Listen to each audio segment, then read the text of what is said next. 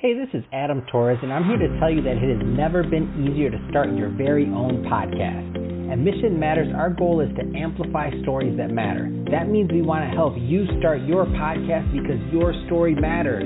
We can do this in 3 different ways. 1, join our podcast school and take a free or paid course. 2, visit our resources page where we've already figured out what you need, such as where to host your podcast. Or 3, heck, we can even do everything for you through our podcast agency, including editing for cheaper than you can do in-house. Oh, and no contract, service is month to month. Get started by heading over to missionmatters.com and click on Start a Podcast. All right, now let's get into the show.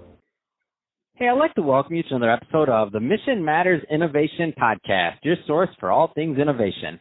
My name is Adam Torres. You can follow me on Instagram at AskAdamTorres. Keep up with my book releases, book tour schedule, signings, all that other good stuff. Always love to connect with you there. And as always, if you'd like to apply to become a co-author of one of my upcoming books, just head on over to the website, missionmatters.com, and click on Become an Author to apply.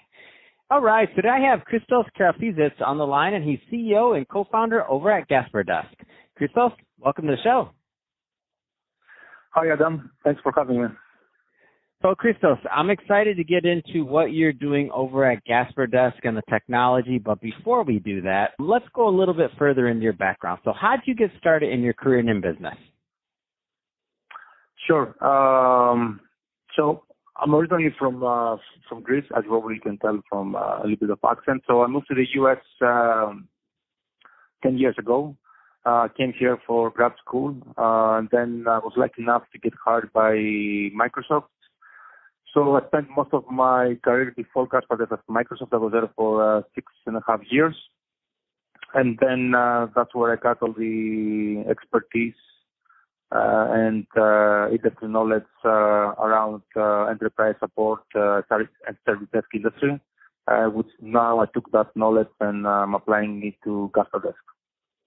And that's awesome. And what a great story. And I think that's a great transition. So let's just dive right into today's topic. I want to get into Gasperdesk and the problems that you're solving in the marketplace. So just to kick it off, tell us a little bit more about the company, please. Sure. So Gasperdesk is a cloud SaaS platform that we use AI to help companies manage and automate all their employees' IT support requests. And the problem that we're trying to solve, we all have been working at companies, and we know even today, although we live in the era of digital transformation, which actually, and we're going to talk about later, is getting accelerated due to COVID-19.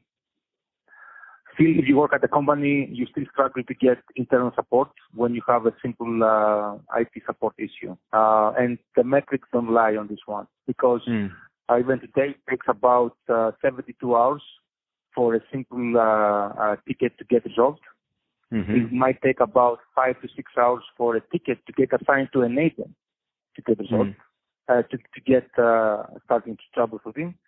And then lastly, there's still it's very disproportional, the ratio between recommended service desk agent and employee, which results in high staffing costs and a lot of overhead that can be reallocated in more productive things, instead of trying to solve simple things that can be solved through automation without any human involvement. I love that, and I'm a big fan of this because what this and why this matters. So I want to go a little bit further into this topic because what you said is correct. Like employees trying to get a simple internal task done.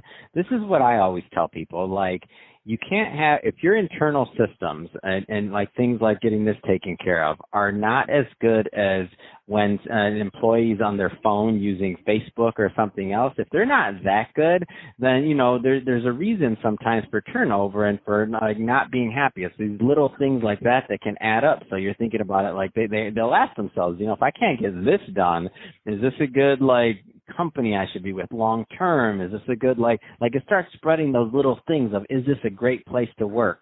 Can you talk a little bit more about that? Because that's just my opinion and what I've seen, but I don't work in it day to day. Can you talk a little bit more about that and like employee satisfaction and how these things are tied together? Exactly. You're on point. Especially, it's all about employee experience and employee satisfaction.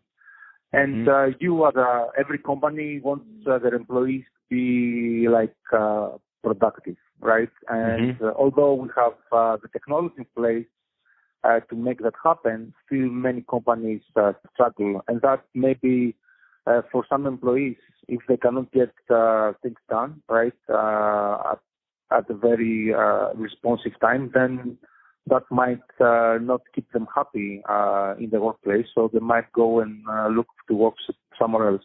So it's really important both for the employees and the employee to make sure that whenever they have an issue, they can get resolved as soon as possible instead of having to wait, as we said at the beginning, sometimes maybe up to 72 hours. Let's talk a little bit more of the types of companies that Gasper Desk works with, because I know that, there's some people listening to this right now that they're like, we've been looking for something like this. I just want to make sure that, because at the end of this, I'm going to give you the opportunity to leave a website or social or however you want people to contact you and your team. But I want to make sure that the right types of companies and organizations do reach out. What kind of companies are usually a good fit for Gasper Desk overall? Like if it's a size, an industry, or otherwise? Yeah. In terms of size, usually we go after companies, I would say more than 200 employees, because that's actually the number that we see that companies start to realize that they need to have a tool in place to manage and track all those requests. Because if you're like a small company of like 50, 60 people, you might not even have to use a tool, or you might even have internal IT support team working for the employee experience and make sure that they are productive. In terms of verticals, we go after verticals such as financial services, legal, retail, manufacturing, education, and healthcare. And also, now one of the things that I'd like to cover, because of COVID-19, many companies now are becoming remote first, right? So we go also after those companies because in our space, there has been a huge paradigm shift. Let's think about what was the experience as an employee while you were working at your company. Most employees would require to go at the office, right? So most of the time, if you had some issue, you would walk into the office and you would go to your favorite person in IT and ask them to process your service request or your IT support issue. Right? This doesn't work anymore, right? Because now we know that most people are going remote.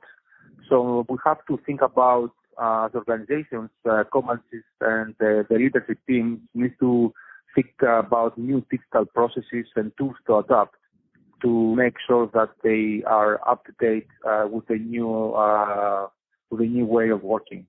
Because all companies now becoming remote first, and we need to have new tools and new capabilities for them. Fantastic. That's awesome.